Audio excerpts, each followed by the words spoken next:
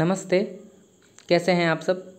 स्वागत है आप सभी का एक बार पुनः JNU MA Hindi mock test की श्रृंखला में। हम अभी तक 15 टेस्ट कर चुके हैं और इसी कड़ी में यह 16वां टेस्ट आपके समक्ष उपस्थित है। कल मैंने आपसे राय मांगा था और आपने बताया कि प्रश्नों का स्तर ठीक ही चल रहा है, तो मुझे खुशी है।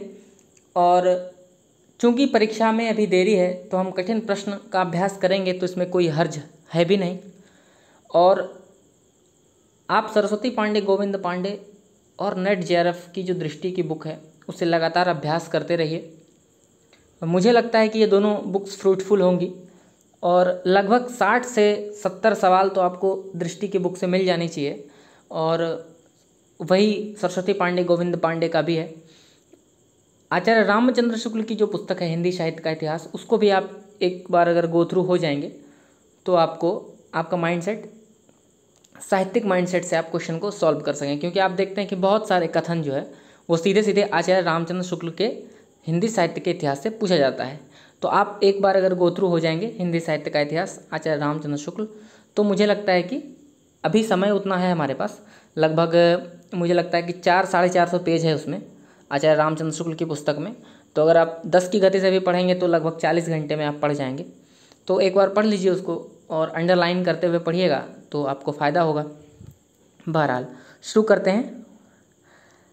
पहला प्रश्न आपके समक्ष उपस्थित है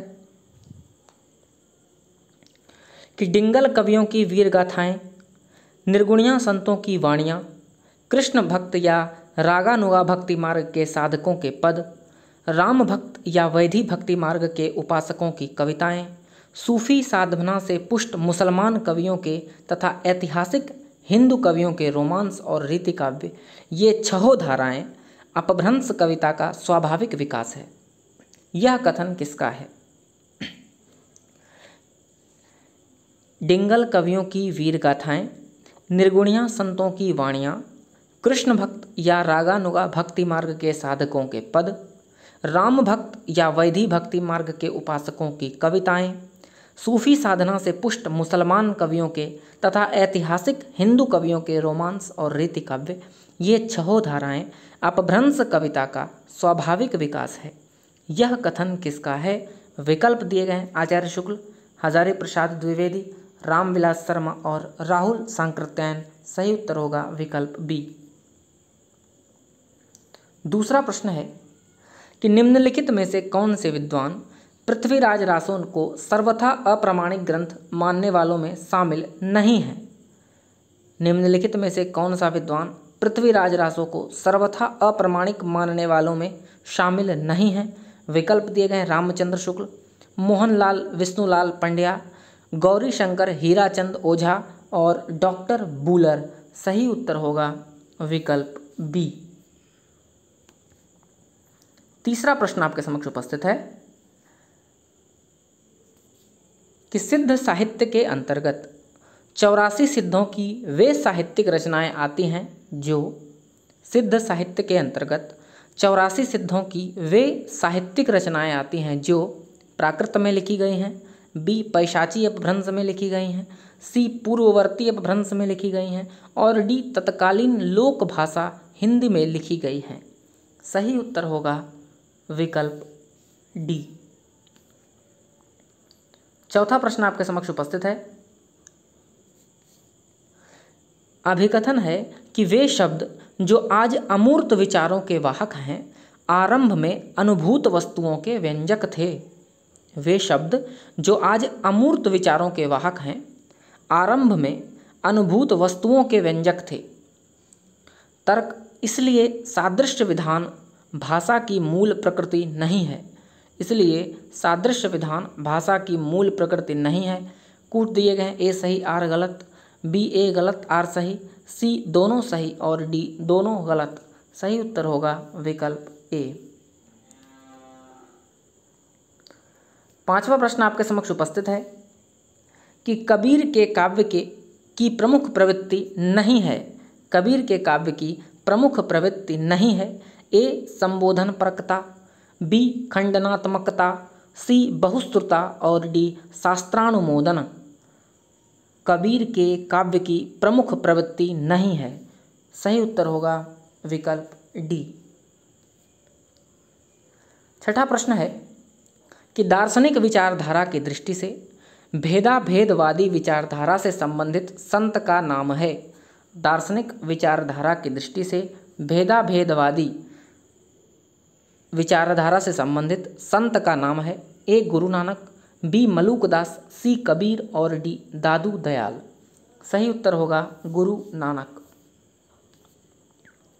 सातवां प्रश्न है कि रौज़तुल हकायक के रचयिता हैं। रौज़तुल हकायक के रचयिता हैं ए शेख नबी, बी कासिम शाह, सी नूर मोहम्मद और डी उस्मान। सही उत्तर होगा विकल्प सी। आठवां प्रश्न है कि सूरसागर ने अपनी किस कृति के अंत के पद में अपनी वंश परंपरा का परिचय दिया है। सूरदास ने अपनी किस कृति के अंत के पदों में अपनी वंश परंपरा का परिचय दिया है। विकल्प दिए गए हैं सूरसागर, सूरसारावली, साहित्य लहरी और इनमें से कोई नहीं। सही उत्तर होगा साहित्य लहरी। नवां प्रश्न आपके समक्ष उपस्थित है। आचार्य रामचंद्र शुक्ल ने गोस्वामी तुलसीदास द्वारा रचित ग्रंथों की संख्या कितनी मानी है। आचार्य रामचंद्र शुक्ल ने गोस्वामी तुलसीदास द्वारा रचित ग्रंथों की संख्या कितनी मानी है। विकल्प हैं ए 10, बी 12, सी 5 और डी 7। सही उत्तर होगा विकल्प बी। 10वां प्रश्न है कि सूरदास कृष्ण भक्त के किस संप्रदाय में दीक्षित थे। सूरदास कृष्ण भक्ति के किस संप्रदाय में दीक्षित थे। ए चैतन्य महाप्रभु, सी राधा वल्लभ संप्रदाय, सी वल्लभ संप्रदाय और डी सखी संप्रदाय।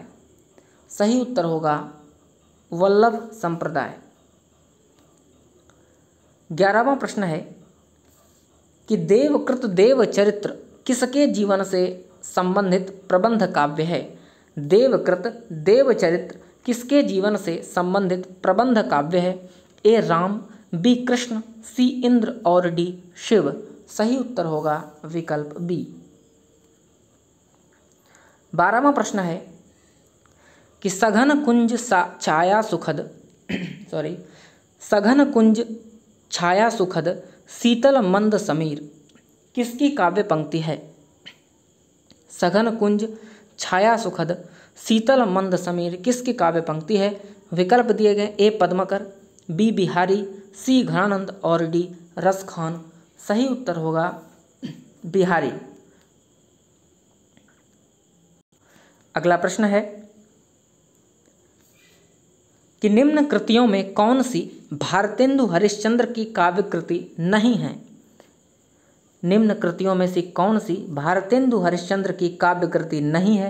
विकल्प दिए गए हैं प्रेम मालिका, बी प्रेम सरोवर, सी प्रेम फुलबारी और डी प्रेम पुष्पावली। सही उत्तर होगा विकल्प डी। 14वां प्रश्न है कि सीख लीन्हु मन मृग खंजन कमल नयन, सीख लीन्हु जस औ प्रताप को कहानो है। सीख लीन्हु मन मृग खंजन कमल नयन, सीख लीन्हु जस औ प्रताप को कहानो है। ये काव्य पंक्ति किस कवि की है। विकल्प प्रस्तुत हैं ठाकुर, घनानंद, द्विजदेव और मतीराम। सही उत्तर होगा विकल्प ए। 15वां प्रश्न है कि किस कवि के समग्र काव्य में छायावाद, रहस्यवाद, प्रगतिवाद, प्रयोगवाद और नई कविता की विशेषताएं एक साथ मिलती हैं। किस कवि के समग्र काव्य में छायावाद, रहस्यवाद, प्रगतिवाद, प्रयोगवाद और नई कविता की विशेषताएं एक साथ मिलती हैं। विकल्प दिए गए हैं ए सुमित्रा नंदन पंत, बी जयशंकर प्रसाद, सी सूर्यकांत त्रिपाठी निराला और डी शिव मंगल सिंह सुमन। सही उत्तर होगा विकल्प सी। 16वां प्रश्न है कि मांझी के पुल से कितनी दूर है मांझी का पुल। कौन बड़ा है, वह जो नदी पर खड़ा है मांझी का पुल, या जो टंगा है लोगों के अंदर। इन पंक्तियों के रचनाकार हैं ए केदारनाथ अग्रवाल, बी केदारनाथ सिंह, सी कुंवर नारायण और डी धर्मवीर भारती। सही उत्तर होगा केदारनाथ सिंह। 17वां प्रश्न है कि धर्मवीर भारती की काव्यकृति कणुप्रिया, धर्मवीर भारती की काव्यकृति कणुप्रिया में किसका वर्णन है? ए राधा के नवीन रूप का, बी सीता का दुख, सी मीरा और डी रसिक प्रिया। सही उत्तर होगा राधा के नवीन रूप। 18वां प्रश्न है कि संवेदनात्मक ज्ञान और ज्ञानात्मक संवेदन सूत्र के प्रयोक्ता हैं।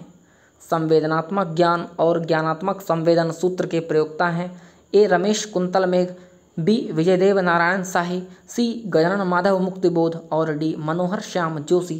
सही उत्तर होगा मुक्तिबोध। 19वां प्रश्न है, ये व्याकरण खंड से प्रश्न है कि ओ औ किस प्रकार के वर्ण हैं? ओ औ किस प्रकार के वर्ण हैं? ए तालव्य, बी मूर्धन्य, सी दंत्योष्ठ और डी कंठ्योष्ठ। तो सही उत्तर होगा विकल्प डी कंठ्योष्ठ। और अंतिम प्रश्न आपके लिए, 8वां सर्ग किस विधा की पुस्तक है? 8वां सर्ग किस विधा की पुस्तक है?